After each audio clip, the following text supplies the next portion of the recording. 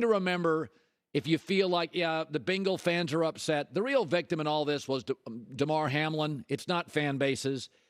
Years ago, the Washington Post had a very interesting article about home field advantage in the NFL, and it just doesn't mean as much as it used to. And one of the reasons is they fly bigger planes, players get treated better, they get into hotels. Let me just read you this from a trainer. He said it used to be teams arrived, checked into a hotel, went to dinner, team meeting, go to sleep. He said now they're a MASH unit, a mobile training unit, set up in the hospital within minutes, trainers, strength coaches, trunks full of recovery devices, bigger planes, players stick their feet in compression boots, massages, lounge in cold tubs. The reality now, bigger planes, players sleep. The reality is players go on the road, and it's never been more like playing at home. And so it used to be 3 and 4 points was the home field advantage. Folks, it's just not the way it is anymore. Justin Herbert has beaten Mahomes twice in Kansas City. The Bills have beaten Kansas City twice in Arrowhead Stadium. The Tom Brady Super Bowl team won 3 road games. The Bengals last year, 2 of their 3 road wins were road games. The Rams won in Tampa. The Giants team with Eli Manning, Super Bowl, road. I looked around last year, the Titans and Packers, home teams, number 1 seeds off a bye, both lost at home. But Colin, I do want to ask you, this neutral site conference championship game, would you agree that this game should be played outdoors? These are 2 outdoor teams, well, Cincinnati 3. This game should not be played in a dome. I disagree. So one of the reasons we hold bowl games in warm weather, because when you have high-functioning offenses, Cincinnati, Kansas City, Philadelphia, over in the NFC, Buffalo, I don't want wind and rain getting in the way. By the way, you say they're built for cold weather teams. False. Buffalo, look at the temperatures. September, October, until Thanksgiving, weather's not a factor. You only play, even if you're in Buffalo, you play 3 home games in lousy weather. You generally play 5 or 6 in better weather. We got to remember, football starts after Labor Day. So you play 3 games in September, 4 to 5 in October, 4 in... And where do we put our Super Bowl? We put it in a dome. We put it in warm weather. Even if you're a bad weather team, how many look, Cincinnati, Buffalo, Monday night. There's no wind and snow. The bottom line is there's very few games. We remember them. We remember the snow games. We remember Buffalo, New England in a 35, 45 mile an hour wind, right? When New England didn't throw the ball. But the truth is, even in Buffalo, you're going to play in like 3 lousy home weather. But Buffalo also plays in the division with Miami. They often late in the season go to Miami. They had an out-of-conference game in a southern climate. Yeah, well, you remember the Colts, how they struggled going outdoors in the playoffs for so many years with Peyton and different. Harrison. That's the opposite. So that is a dome team. Yes. Asking the Chargers with Dan Fouts to play in 0 degrees in Cincinnati is different. Yeah. But even a cold weather team like Aaron Rodgers in Green Bay, in his prime, would rather play in good weather. Aaron's better in good weather than 9 degrees. It's different if a warm weather team, Miami historically, goes north.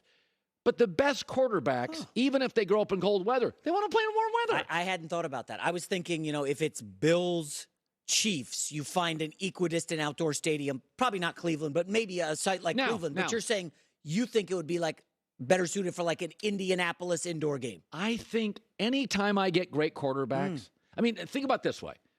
So when New England played Buffalo and one team has Josh Allen and one has Mac Jones, what was the equalizer? Crappy weather. So did the best team win?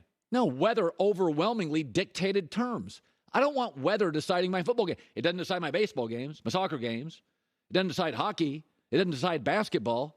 And by the way, they don't even play in rain in baseball. I don't want blizzard football. Occasionally it makes for great TV. But what I want is the world's greatest athletes performing at their highest. That doesn't mean I don't like the occasional, snow game. I understand it. These teams are overcoming injuries and some weather, but I don't think we ever want to take the football out of the hands of Patrick Mahomes because it's 42-mile-an-hour winds. There's a reason we put Rose Bowls and Super Bowls and bowl games in better weather. I don't want to see Georgia, Ohio State playing the blizzard. I wanted to see C.J. Stroud, who's going to be a top 5 pick, be able to throw a football because he can see and the wind won't deter him. Well, interesting, because in the college football playoff, in some of the scenarios they've talked about, the higher seed would host a playoff game. So December, Ohio, Michigan hosting, it's going to be crappy weather. I don't like it. I don't like. I know I'm the only person on the earth that wants to see great quarterbacks play in great weather. I know. But I don't care that Buffalo plays in Buffalo. I want to see Josh Allen without having to overcome weather. I want him, if he has to overcome a defense or a pass rush, I don't want to add another layer. I want to see Josh Allen at his best. I just think back to, and it's probably, seeing these January games for so long being played outdoors, like Patriots-Chiefs. You remember how cold that game was, the AFC Championship game? Yes. That was like such an epic game. The setting, the outdoors, the freezing, putting their hands in there, best regular season game I've seen in a decade. Let me guess. The one at out here at L.A. Mahomes golf. There you go. Yeah. 74 degrees. Right. But we're talking about January football. Conference championship. Usually played end of January, early February.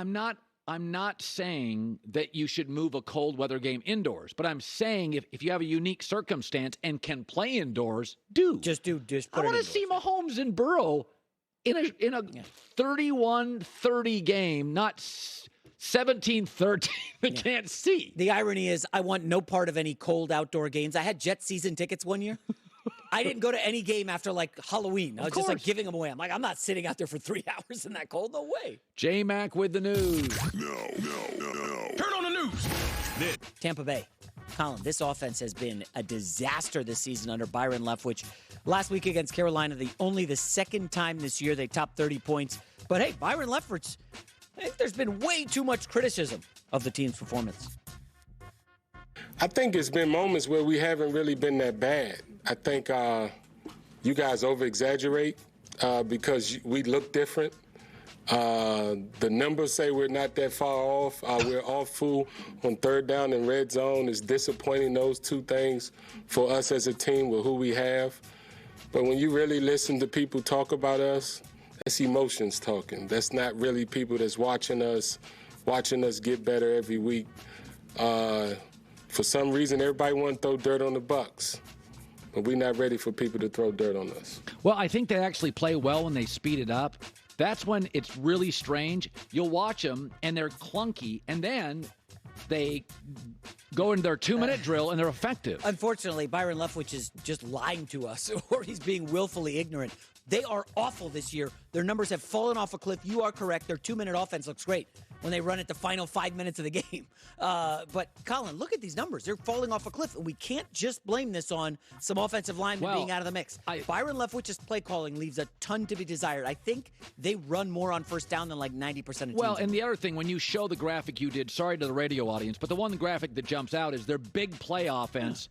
Now, you saw it with Mike Evans, but last year they had 115 big plays. This year, 75. So, do the math, 40 fewer big plays, that's like 35%. So to me, that's what I've noticed is the first couple years, they were a big play offense. AB, Mike Evans, Chris Godwin over the top. Gronk missing also a big factor. So they're they just, last week Mike Evans having the 3 big bombs was so unique. He disappeared for a month. Yeah. Next up, Jared Goff and the Lions. Big game Sunday night in Green Bay against the Packers. They still might have a chance to get to the playoffs with a win. They're going to need help from Baker Mayfield and the Rams. Actually, Goff's whole team. Depending on the Seahawks result, obviously, Goff very, very excited for the primetime opportunity. It's really big, and I think we're excited for it. I think it's something we've earned, and we're playing for a playoff spot and been through a lot this year, and we're ready for a game that'll be fun in front of everybody. There's going to be a lot more questions, a lot more coverage. We're going to be sitting in the hotel all day, waiting for that Sunday night game. That's the difference. I think once you get out there to game day, it's really the same, and you have to treat it the same. And sure, late in the game, in the fourth quarter, there's going to be pressure, but that's the same way in every other game. In the fourth quarter, there's no more pressure because of the week it is. I think every game is truly the same, and you got to treat it that way. I don't know what the weather is. I just looked it up. What is it? As Goff was speaking. So a high of 31, but that's during the day with the sun out. They're playing at night in Lambeau. So only about 22, 23 degrees. And what's the wind? No wind. Okay, that's good. What about the flurries or anything? No precipitation at all. So it'll be clear, but just cold as you know what. Okay. And Jared Goff historically has been terrible in cold weather. He's got the small hands. It's a problem. Oh, good Lord. Just the facts, buddy. Just the facts. Come on. Hand size. All right, finally. Your buddy, Baker Mayfield. By the way, is he celebrating your birthday with you tonight, Baker? It'd be nice if Baker did give me a shout-out. It would be nice. He didn't, but that's okay. Okay, all right. Well, he's had a resurgence with the Rams. Played kind of well these last 4 games. And McVay, his coach, thinks Baker's performance has raised his stock heading into the offseason. It's been huge. He's left a huge impression, and I think all of his teammates would echo that same sentiment. And so